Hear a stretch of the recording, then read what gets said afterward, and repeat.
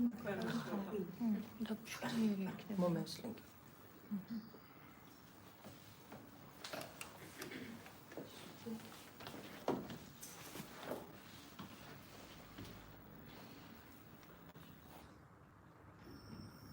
ორჯა. ტექნიკური ხარვეზია მოიფხვრა. ეს ახარ გვინდა. აღარ ჭირდება?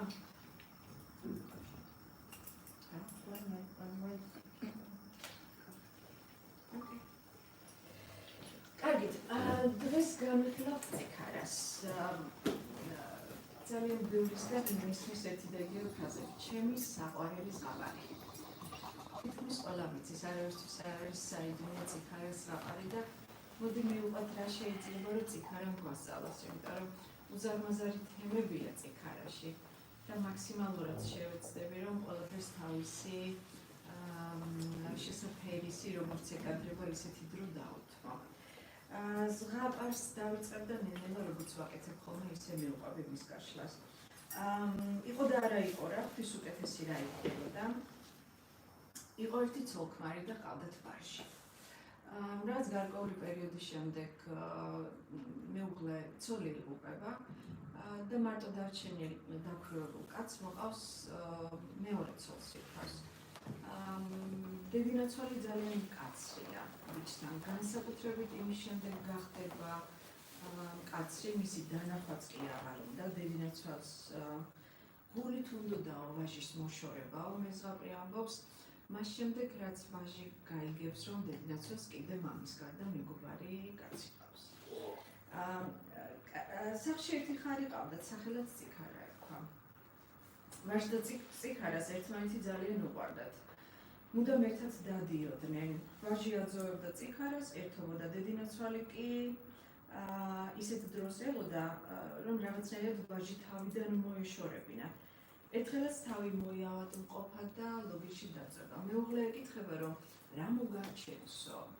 და ქალი ეუბნება, შენი შვილის გულღვიც თუ მაჭმევ, თუ მას დაკლავდა მის გულღვიც მაჭმევ, მოვჩები თუ არა და მოვდაბიო. მამა ცოტა შეწუხდა ამ სიტყვის გაგონებაზე. მაგრამ მეტი ღონი არ ჰქონდაო, თანაც ძახილის ნიშნით არჩია ცოლის შვილს და დაკლა დაუპირა. მეორე დილაზე ვაჟი ხედავს, რომ მამა დალევს ლესავს. რადგინდაო შეეკითხება ვაჟი და წიქარა უნდა დავკლათო, ეუბნება მამა. ვაჟიც მიდის პატარა ბიჭი ტირილით წიქარასთან და უმხელს თავის დარდს, რომ შენს დაკლას აპირებენო. ჯერ ეკითხება წიქარა რა გატირებს, მეგობარაო და რაზე ითხრი მაგ შენს თვალებს, შემოგევლოს წიქარაო. დაკლას გიპირებენ, დაკლას ეტყვის ვაჟი. დაღონებული წიქარა ენას ამოიდგავს და ეტყვის ვაჟს. ისე ძალიან სასაცილო უკვე დაელაპარაკა და მე აღნიშნავე რომ ენას ამოიდგავსო. მე კი არა შენ გიპირებენ დაკლას და მოდი აქედან წავიდეთო. მაგრამ წასვლის წინ წიქარას თხოვს რომ წამოიღოს ერთი სალესავი, ერთი სავარცხელი და ერთი ბოთლი წყალი. ყველაფერს ამას რომ მოიტანს, ზურგზე შეეჭდება და გაიქცევია. წიქარა რაღაცა გარკვეული სირვილის შემდეგ ეკითხება რომ აბა უკან მიიხედე და დაინახე რას ხედაო. ამ დროს მამა თავის ღორს გადააჯდება და უკან მისდევს ბიჭს. წიქარას ეუბნება ვაჟი რომ ბუზისოდენად რაღაცას ვხედავო. წიქარა ეუბნება რომ რადგანაც ბუზისოდენად ხედავ, უკვე სწრაფად აქ იქნებაო. რაღაცერი მეგობარო, სიკვდილი თვალწინობით დგას. გადაღვარი წყალია. გადავრის თუ არა წყალს გაჩნდება საშინელი ზღვა. ღელავს ზღვა, შავი ზღვა გაჩნდება, გაგრაზებული. ტალღების სიკვდილს ყველას უქადიან, მაგრამ ღორზე გადამჯდარი მამა არ შეტრკება. ზვირთების ცემას არ შეუდგება და მიცურავს. ღორის ზღვას მაინც გადაცურავს. წიქარა და მისი მეგობარი კი კაი მანძილს გაივლიან. ბოლოს გამოვა ღორით. წიქარა ეუბნება ისევ ვაჟს, თავი მიაბრუნე. აბა მოდის თუ არაო, მოაბრუნებს და ისე ეუბნება ბუზისოდენად რაღაც ჩამოსო. ეგ ღორია და ზედ მამა შემიზის. მაშინ ნუღა დააყოვნებ, იმის წინააღმდეგ ფარი ჯერ არ გაქვს ეუბნება. ამიტომ აუცილებლად უნდა გადააგდოს სავარცხელი. გადააგდებს თუ არა სავარცხელს, წვრილი და ხშირი ტყე გაჩნდება. შიგ თაგვი კუძ ვერც კი მოაბრუნებს, იმდენად ხშირია. ღორი მოვა თუ არა, თავისი კბილებით ჭრის მას. წიქარა და ვაჟი კი მირბიან, კაი გზა აქვთ გავლილი. მოიხედავს და ისევ ხედავს, რომ ბუზივით მამა ისევ მოსდევს ლოზე გადამჯდარი. ცოტა ხანს გაივლიან და სალისავს გადააგდებს. სალისავის გადაგდებასთან ერთად სალი კლდე ამოვა. თვალუწვდენელი სალი კლდე. ღორი ჭრის, რაც ძალი და ღონი აქვს ამ საყდებს. საფეხურებს აკეთებს. შუა ადგილას რომ მივა, ჩააჭრა კლდის ფხას, ფეხი და თავისი მხედრით უწყლში ჩაინთქა. თქვენი ჭირიც კი წაიღო. ვაჟ და წიქარას ხსნის იმედი მიეცათ. იარეს და გავიდნენ სამშვიდობოს. წიქარამ გაიყვანა ვაჟი და ერთ ტრიალ მინდორზე ალვის ხე ნახეს. იმისი წვერი ცაცუდება. შესვა და მისცა ორი სალამური. ერთი სალამური არის საჭირო და მეორე სალამური არის სალხინო. და ეუბნება რომ მე ახლა წავალ და როცა დაგჭირდე, თუ ძალიან გაგიჭირდება, საჭირო სალამური დაუკარი და მაშინვე შენთან გავჩნდებიო. აღარ გავჩერდები, იმიტომ რომ ძალიან ბევრი რამე გვაქვს გასარჩევი და დავიწყოთ იმითი, ვისი სიმბოლოა, რისი სიმბოლოა დედინაცვალი. და ძალიან კონკრეტულად მინდა შევეხო იმ თემას, როცა დაზაფრულებმა აღარ ვიცით ბავშვს როგორ წაუკითხოთ ზღაპარი, სადაც მამა თავის ერთადერთ შვილს ღორზე გადამჯდარი უკან ალესილი დანით უნდა გაეკიდოს და უნდა დაკლას.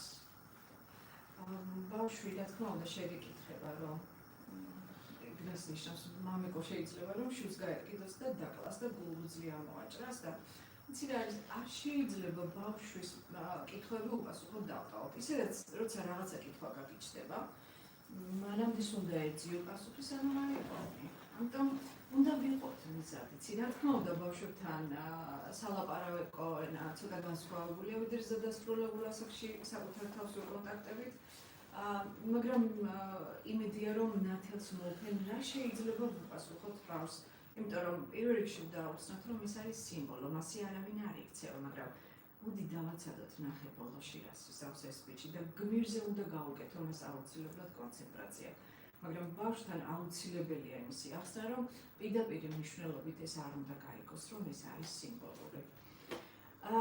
დედინაცვალი, რა ის იცით, მთელი ცხოვრების მანძილზე ჩვენაგანაც სულთაფურცლით ვიბადებით და არავის არ გვახსოვს რაში მდგომარეობს ჭეშმარიტება. ანუ ჭეშმარიტი ხედვა არც ბავშვს აქვს და არც დადასრულებულ ადამიანს, თუ მასში მეორედ დაბადება, სულიერად დაბადება არ მოხდა და რადგანაც დღესდღეობით ისევ დედამიწაზე არ გვაქვს ისეთი საზოგადოება, სადაც აღზრდა განათლებისთვის სწორი ინფორმაციის და ნიადაგის დახვედრება შეგვიძლია ბავშვებზე.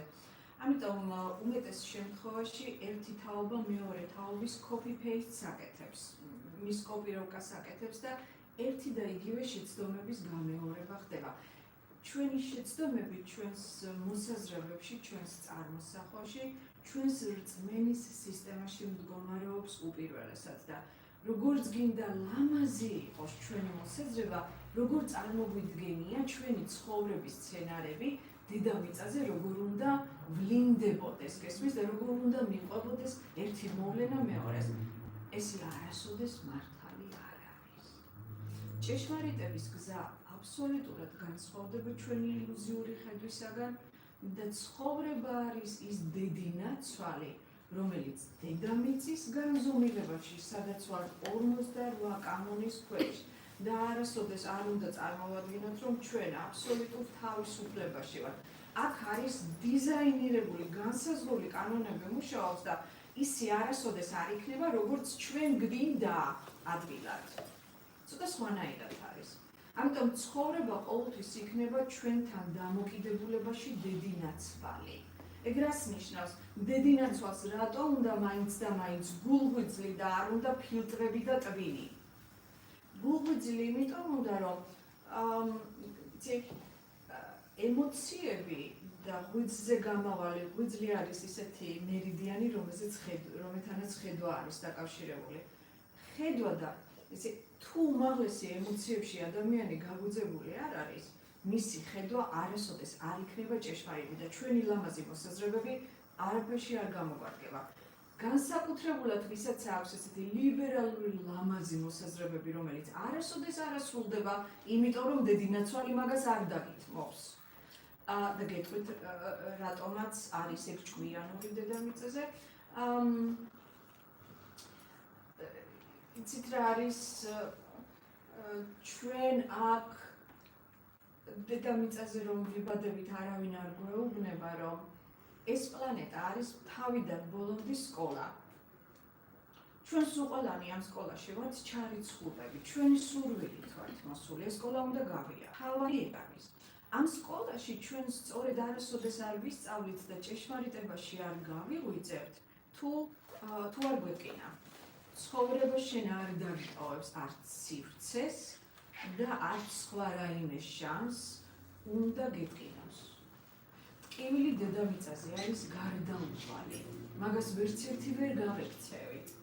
ეგ სხვა საქმეა, როცა ტკივილთან სწორი დამოკიდებულება გვაქვს, იმიტომ რომ საზოგადოებას წინათაობას ეს გავლილი აქვს და შენ გამზადებს ამ სკოლისთვის, სწორედ როგორი მეცადინო, სწორედ როგორ მიიღო შენი მოვლენები დედამიწაზე. ყოველ შემთხვევისთვის სასურველია რომ ვისაც გვინდა ისინი გავიზარდოთ და ჩვენ გადავცეთ ეს ესტაფეტა, ხო? ჩვენ თუ არ მოგცეს. მაგრამ მე ვლაპარაკობ ჭეშმარიტებაზე, როგორ მიდის ცხოვრება დედამიწაზე. დედინაცვალმა აუცილებლად უნდა გაქონდეს. და ყველანი რითი დავბივართ მთელი ცხოვრება, ჩვენ ყველას გული გვტკივა უსამართლობის გამო. მაგრამ სადაც ვეძებთ სამართალს და როგორი მეთოდით და როგორი ხედვებითაც გვინდა რომ სამართალი არსებობდეს, ის დედამიწის ამ სკოლაში არასოდეს არ იქნება. უბრალოდ შეუძლებელია.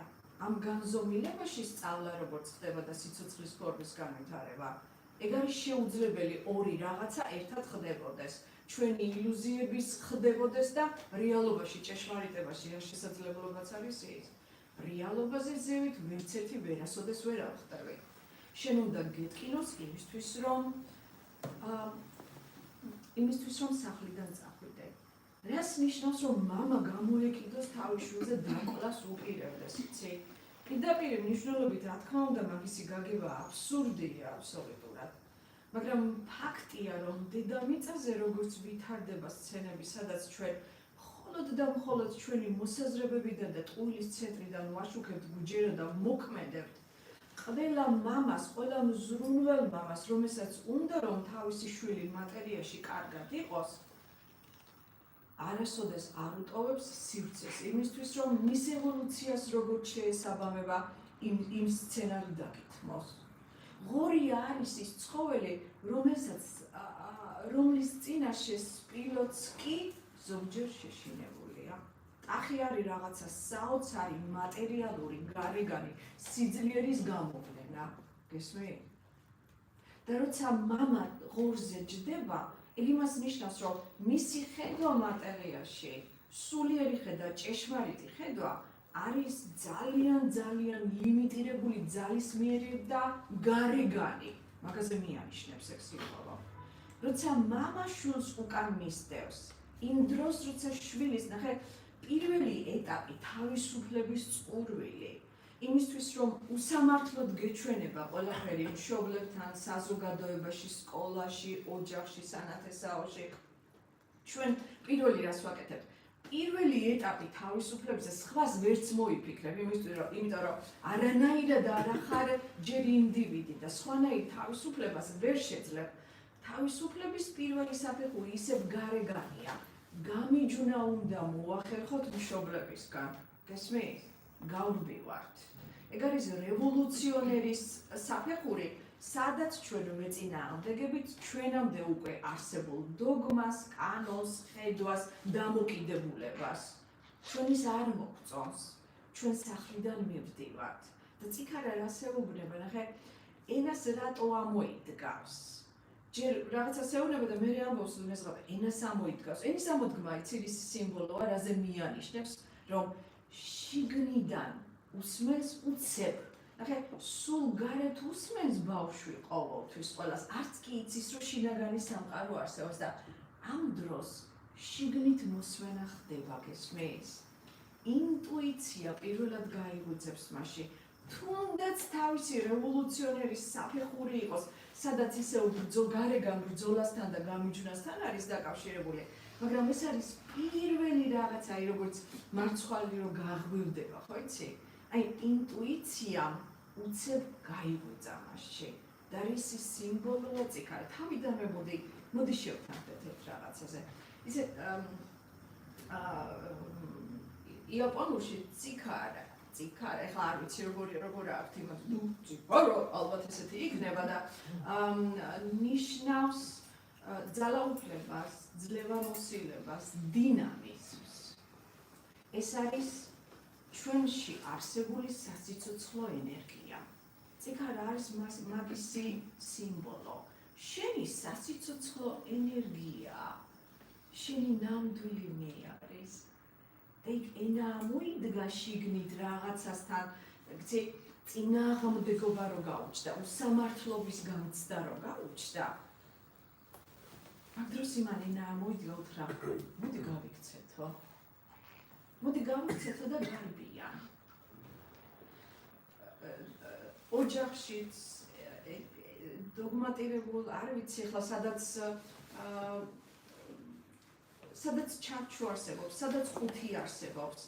ვიღაცი, როცა ჩვენ გვთხოვენ სხვისი კანონებით ვიცხოვრობ, ეგ იმას ნიშნავს, რომ იმის ყუთში უნდა ჩაჯდე, იმის ზომას უნდა მოერგო, იმაზე მეტი აზროვნების და ქმედების საშუალება არ აქვს, რომელიც სულისთვის არის აბსოლუტურად მიუღებელი. იმ სულისთვის, იმ წიქარასთვის, იმ მეესთვის, რომელიც არის განუზომელი და რომლის გარდა სხვა არაფერი არ არსებობს ამ საყაოში, როგორ გინდა სხვის კანონებში ჩაჯდე. ამიტომ შეზღუდულ საზოგადოებაში ყოველთვის იქნება ბრძოლა, ყოველთვის ემოციების განვითარებაზე და ნამდვილი ჭეშმარიტი ხედვის ჩამოყალიბებაზე. ყოველთვის იქნება, იცი, შეზღუდვა იმ მხრივ, რაც სიმბოლურად გულგვიძლის ამოჭრას ნიშნავს და იმის შეჭმას ნიშნავს, რომ შენ არ უნდა ჩამოყალიბდე, როგორც ინდივიდი და შენი სასიცოცხლო ენერგიები არ უნდა განვითარდეს კონკრეტული უნიკალური ინდივიდუალური გზით. ამას ნიშნავს. და ბიჭისთვის ეს მიუღებელია და წიქარა ეუბნება წავიდეთ აქედან. და რა მიაქვს, ნახე? სალესავი მიაქვს, წყალი მიაქვს ბოთლით და სავარცხელი. როცა ჩვენ თავისუფლების რაღაცა გარკვეულ პირველ საფეხურზე გადავდივართ. იმიტომ რომ ბავშვობა გარკვეულწილად მონობის ფორმაა და არ მინდა ეხლა მაგაზე 9 საათი ვილაპარაკო. რასაც გეუბნებიან, ის უნდა გააკეთო და ბავშვისთვის ეგ ნორმაა, ძალიანაც კარგი, მიუხედავად იმისა, რომ უნდა გვახსოვდეს მას პატივისცემით უნდა ვესაუბროთ, თავისი აზრის გამოთქმის უფლებას უნდა ვაძლევდეს, მას ხმა უნდა ჰქონდეს ოჯახში და მას უფლება აქვს თავისი ემოციებს გაიცნოს და ბოლომდე იქ დროს და ამისი უფლება უნდა მივცეთ, რაც ადრე არ ვიცოდეთ.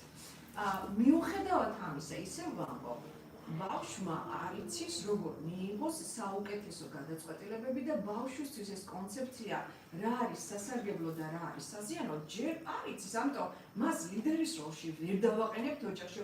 შენ რასაც გადაწყვეტა, არც მასი არ შეიძლება, ამიტომ მაგას მთლიანად ვერ გავექცევით, რომ გარკვეული მონობის ფორმაა, სადაც გეუბნებიან რა უნდა გააკეთო, იმიტომ რომ დედამ უკეთესად იცის, უფროსმა უკეთესად იცის, რა არის შენი აღზრდისთვის და გაზრდისთვის საუკეთესო. მაგრამ ამასთან უნდა გქონდეს წინააღმდეგობა, იცი? დგება დრო, როცა შენი შეცდომები გჭირდება. დგება დრო, როცა სახლიდან წასვლა გინდა, გამიჯვნა გინდა და მაგაში ცუდი არაფერი არ არის. პირველი წყალთან, აი, სამივე შემთხვევაში მინდა რომ ერთი და იგივე რაღაცა აღვნიშნო. რატომ ვამბობ, რომ ნახე, რევოლუციონერის გზას ადგება, ხო? რაც არის, იმ ჩარჩოებს ეხავს, იმაში არ ექცევა. მამას რაც უნდა მისთვის, იმაში არ ჯდება. არ უჯერებს, იმიტომ რომ მამას არ აინტერესებს შენ რას განიცდი. მამა გეუბნება, მამისთვის ფიზიკური, მამისთვის ბიოლოგიური მშობლისთვის ძალიან მნიშვნელოვანია მისი შვილი მატერიაში იყოს დაცული. მაგრამ დაცულობა არის ყველაზე დაბალი განვითარების ფორმა სიცოცხლის დედამიწაზე. და ეგ ახალგაზრდისთვის, რომელიც სავსეა ჰორმონებით და ემოციებით, საკმარისი არ არის. ამიტომ მამებისა და შვილების ბრძოლა იყო და იქნება. მამა არ ითვალისწინებს შენს მაღალ ხედოს და ოჯახებში გვაქვს ესეთი ფრაზები, ეს ხოცაში დაფრინავს. მხატვრები ამ ქვეყანაზე ვერ იცხოვრებენ. რა რეჟისორობა შეიდიოტო ვინ იღებს ახლა ამ პერიოდში ფილმს და ასე შემდეგ და ასე შემდეგ. ბიჭი სამივე შემთხვევაში. ნახეთ იქარერას ეუნება უკან უნდა გადააგდოს. რატო შეიძლებოდა ეხლა რომ მიდი და ასწრე ახლა ეგ ბოთლი და ჩვენ გავიქცეთ რა ახლა ბოთლიდან გარე რა გადმოვიდო და იმისთან რომ ესენი ვერ გაქცეულიყვნენ ხო? მაგრამ ყოველთვის ეუბნება გადააგდე შენს უკან. გესმენ? რაც იმას ნიშნავს რომ შენს წყარსულში რაც გქონდა მანამდის რაც იცოდი ის 25 წლის განმავლობაში ის უნდა დატოვო წყარსულში. და პირველი რა არის? ემოციები. და ნახე როგორი აღწერა აქ ესა შეეშლება თუ რა გაუჭირდებოდა თქმა თუ რა შავი ზღვა არის გაბრაზებული მართლა წყნარი თინეიჯერი გინახიათ ყველანი ვართ გაბრაზებულები ხო გაბრაზებული ვართ საკუთარ თავზე სიცოცხლეზე მშობლებზე ყველაზე ამ ქვეყანაზე ღმერთზე ყველაზე იმიტომ რომ სხვები რასაც გვეუბნებიან არ მოგწონს და ჩვენი საკუთარიც ჯერ არ გაგვაჩნია და ძალიან ძნელია როცა დაბნეული ხარ ძალიან ძნელია როცა შენი წარმოსახვების ისტორიაზე არ ემთხვევა როცა ადამიანი დაბნეულია და ნაწილებად არის დაყოფილი და მასში არსებული ცენტრები არასოდეს ჰარმონიულად ერთმანეთთან არ მუშაობს ნერვოზი არის რომ ადამიანში ჰარმონია არ არის მის ცენტრებს შორის qalbi ცენტრიდან ფუნქციონირებს და ის არის დაბნეული. დაბნეულობაზე საშინელება არაფერი არ არსებობს. ანუ მაგრამ ჯობია რომ რაღაცაზე კონკრეტულად იყო გაბრაზებული, ჩამოყალიბებული და გაბრაზებით რაღაცას მაინც აკეთებდე. დაბნეული ნიშნავს რომ ვერც ერთი მიმართულებით ვერ მიდიხარ. აი ესე ერთ ადგილას ხარ და სულ სხვადასხვა რაღაცა მოსაზრებებით, მიმართულებებით თუ არხებით ჩდება და ვერც ერთი მიმართულებით ვერ მედიხარ. და სიცოცხლეს კიდე სტატიკა არ შეუძლია. ქმედებას წყურია, გესმის დინამიზმი. ეს არის განუზომელი სასიცოცხლო. შენ ცდილობ და არ იცი რომელი მიმართულებით წახვიდე. მაგას ჯობია რევოლუციონერი იყო, გესმის. ეგ იმას ანიშნავს, რომ სწორი ხედვა შენ ქმედება შეგიძლია და დანარჩენს იქ დაინახავ. ჩვენში არის ისეთი ემოციები, რომელსაც მთელი ცხოვრება თან დავატარებთ და რამდენჯერაც სხვადასხვა სცენარებში აი ეს ემოცია განსაკუთრებით უცებ ერთ წამის მეოთხედ ნაწილში ჩნდება იქვე გვაქვს მოსაზრება და წინადადება თითი გამზადებული მამაჩემის ბრალია ამას თუ თან ატარებ შენ ვერასოდეს ვერ იქნები თავისუფალი. შენ იქნები უბრალოდ ნახე, რევოლუციონერობა პირველ ეტაპზე კარგია, მაგრამ ძალიან ძნელი დასანახი და ისეთი ადამიანი, რომელიც 40 წლის ასაკში ისევ რევოლუციონერია, იმიტომ რომ 40 წლის უკვე ისეთი რაღაცები გაქვს, იმდენი უსამართლო რაღაცა სცენარები გაქვს დაგროვილი, საიდანაც შენ კი არ იზრდები, მარტო ცდილობ ახსნას სხვებს, როგორ ეშლება და როგორ არ იცვლებიან. იმდენი გაქვს უკვე დაგროვილი, რომ ჩვეულებრივ გიჟებად ვყალიბდებით, იცი? ეგ უკვე ნიშნავს, რომ შენ არ გაზრდი ხარ. ეგ შეიძლება თინეიჯერმა გააკეთოს და 25 წლის ადამიანმა ყველაზე მაქსიმუმი. მე ეგ უკვე მიუღებელია გესმის და ბიჭი რატო იქცევა სწორედ თავის უკან გადაყრა იმას ნიშნავს გადაღრა ამ წყლისა იმას ნიშნავს რომ რაზეც არის გაბრაზებული იქიდან გარკვეულწილად თვითონ იწყებს სწავლებას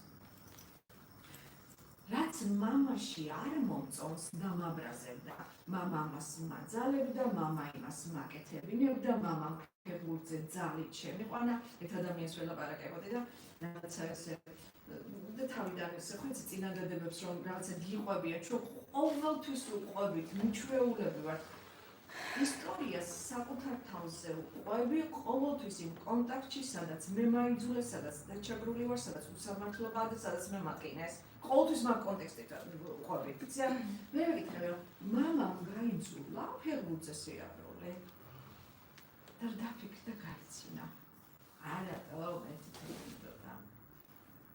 მამას არ ვაუძვე იცი მაშინ ესე არ იქნება მაგრამ როცა ბავშვობაში რაღაცა ერთი ფრაზიდან მამის, დედის, ბიცოლის, დეიდის, ბიძის, ბებოსი ერთი ფრაზიდან წამოსული ემოციას დავიმახსოვრებთ და მეუბნებია რომ შენ ყველა მეგობარი მოგატყუილებს, იმიტომ რომ დოყლაპია ხარ, ან შენ ისეთი ვაიმე რა სუსტია, ეს ვერაფერს ვერასოდეს ვერ მოახერხებს და ბუმ ემოცია გიჩნდება რომ შენ უხერხემლო ხარ, სუსტი ხარ, უსუსური ხარ, ვერაფერს ვერ მოახერხებ. ემოციით ცხოვრობ და როგორ გონია ამ ემოციით რამდენ შეძლებ ცხოვრებაში? არა და შენი მოსაზრებაც კი არ არის ეგ. ვიღაცამ უბრალოდ გაუაზრებლად გითხრა და იმ მოსაზრებიდან წამოღებული ემოციით ისევ აგრძელებ ცხოვრება. რა მაგარია, როცა გააცნობიერებ, იცი?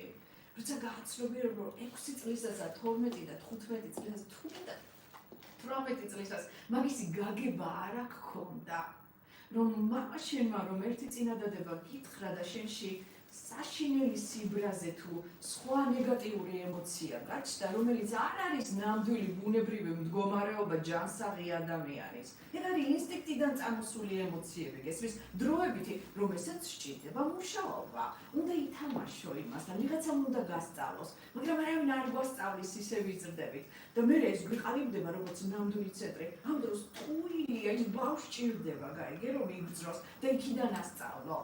რომ გააცნობიერებ, რომ 6 წლის ასაკში ამას ვერ მივხვდებოდი და ვერ შევცვლიდი, იცი? მაშინ ბოლომდის მჯეროდა, რაც მამამ მითხრა. მაგრამ ბიჭო, მამასაც რამდენი ახსოვს, როცა პატარა იყავი, შენ რა გითხრა იმ მომენტში, 5 წუთში არ ახსოვდა მისი მოსაზრება, მისი სიზმა, ის ხო თავის სიზმარში ცხოვრობს. ჩვენი სიზმარი გვაქვს, გესმის და იცით როგორ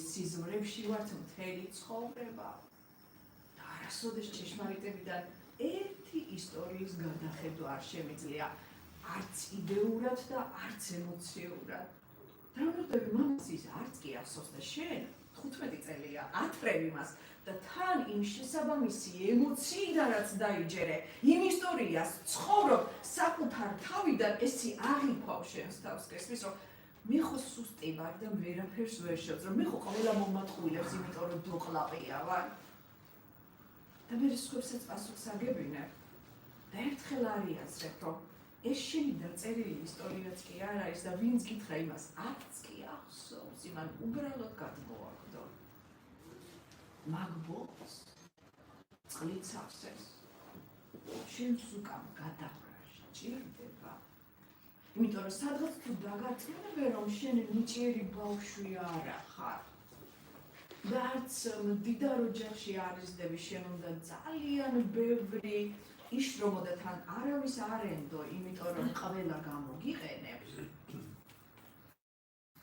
იმ ადამიანში ვარსკვლავი ქრება იმიტომ რომ ეს ისტორია დაიჯერა ემოციურად და როცა ჩვენ იმაზე ნაკლებთ და ცხოვრობთ ვიდრე ჩემი წიქარას ზომა რომელიც არის განუზომელი შესაძლებლობები ტკივა გესმის გაბრაზებული ვარ და წარმოდგენა არ მაქვს თითი რომელ მხარეს გავიშვი რომ ვინ დავადანაშაულო და და ხან გარეთ ვიშველ და რომ მომწყდება გაჩნია როგორი ტენდენციების მიდრეკილი თუ ძალიან კეთილი და მზრუნველი ბავშვია მიდრეკილი როა ხო იცი თითი ყოველთვის შიგნით არის და სულ საკუთარი თავის დასჯაში და დადაშაულებაში ვარ არც ერთი მოგიტანს თავისუფლებას და არც მეორე თითი საითაც გინდა გაიშვირო მაგრამ თუ სალამურასავით მოიქცევი და შენს უკან გინდა რომ ერთ წალი გადაასხა უკან ვერასოდეს ვერ დატოვებ წარსულს თუ იმ წარსულიდან არ ისწავლი და არ გაიზრდები შენ არასოდეს ისტორიები არ ვტოვებს ეგ არის შეუძლებელი რაღაცა ისტორია მხოლოდ მაშინ დაგტოვებს შენ ვერ დატოვებ ისტორიას ისტორიამ უნდა დაგტოვოს მაშინ დატოვებ როცა შენზე გავლენა არ აქვს გესმის შენი ფხიზელი ხდები რატო ხდები რაც გაწუხებს იმაში ჭიაბნეული ხარ რაც გაწუხებს სადაც სტრესი გაქვს რაც ყივა ეს არის ის ისტორიები რომელსაც შენი ყურადღება სჭირდება იმიტომ რომ იმისი ფესვი მამიკოსა და დედიკოსგან მოდის დედინაცვალი და მორზე გადამჯდარი მამის ემოციური არ ვიცი განცდა ყველამ ვიცით იმიტომ რომ ამ სკოლის მოსწავლეები ვართ სულ ყველა არავის არ აქვს განსხვავებული სცენარი რა როგორც კი პატარათი აიღებ პასუხისმგებლობას, იმიტომ რომ თავისუფლება ცოტა ხოჭი რაღაცა შოკოლადს რა იმაზე, ოდნავ პაწეწუნა ნამცეციც რო დაგეც ესენის წრეზე. უკვე იცი შოკოლადის გემო. გავსვენებული. თავისუფლებაც ესეა. ეცია ფიზიკურ სამყაროში ყველაფერს თავისი გემო აქვს, ყველაფერს თავისი მჟღერადობა აქვს, თავისი ფერი აქვს, თავისი შეგრძნება აქვს, ყველაფერს იცი. იმიტომ არის ეს ცხოვრება, როცა აი ამ სკოლაში ბოლო კლასში გადახვდა და დამთავრებ, იცი? ხელოვანი ხარ. ხელოვანი ხარ, ყველაფრის გამოყენება შეიძლება.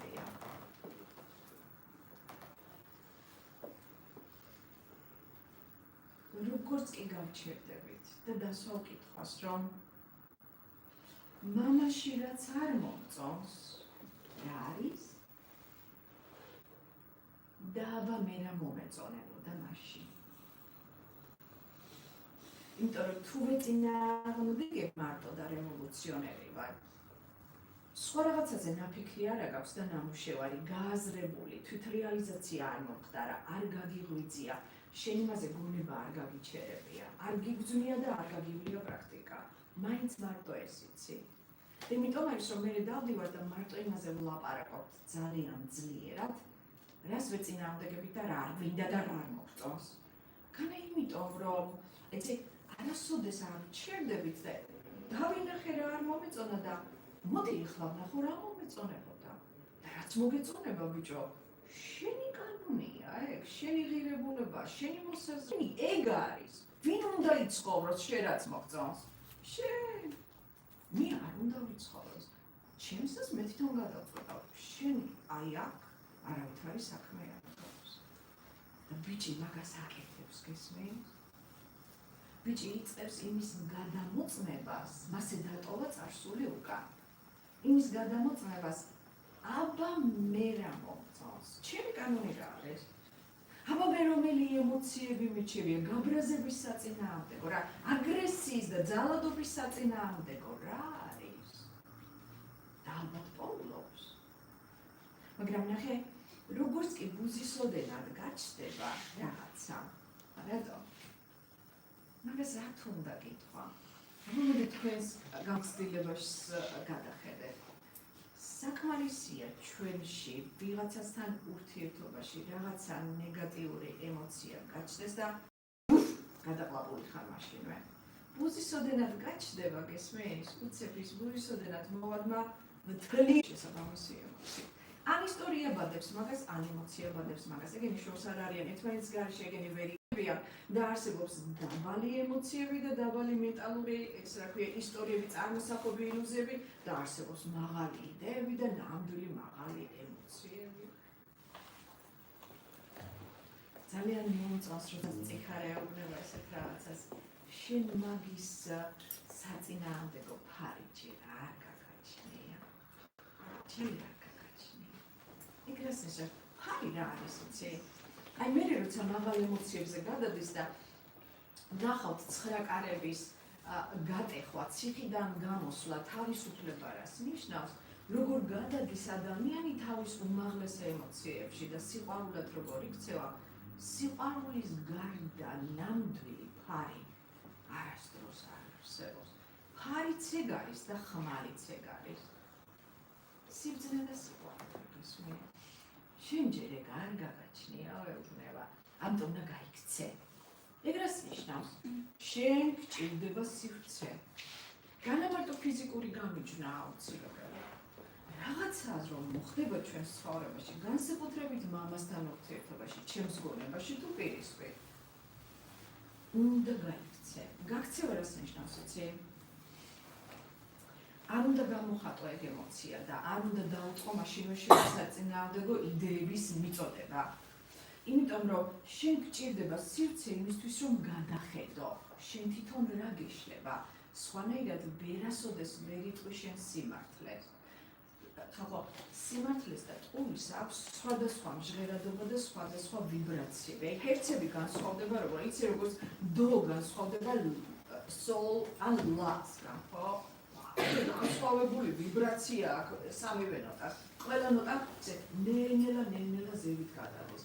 ჭეშმარიტებაში რაც უფრო იღვიძებს ადამიანი, იმისი ჰერცები ენერგეტიკული წიქარ კიდევ უფრო დიდი ხდება, გაიგე? რაც უფრო დიდი ხდება, მით უფრო თავისუფალი ხარ შენ. მეტი ხედვა გაქვს ჭეშმარიტებაზე და სწრაფად იღვიძებ, მაგრამ თავი და დიდი ბოდიში რა ყველასთან. ესეთი რაღაცა არავისთვის არ არსებობს, რომ შენ ერთხელ ვიღაცამ გითხრას და ოპა 5 წამს შეგააკეთო. ჩვენ გვჭირდება აუცილებლად ცოტა ხანი შენი ემოციები და ისტორიები სწრაფად ნუ გადმოყრიპირიდან და სწრაფად ნუ გადახვალ ქმედებაში, შენ გჭირდება სივრცე და დრო იმისთვის, რომ უნდა გადახედო.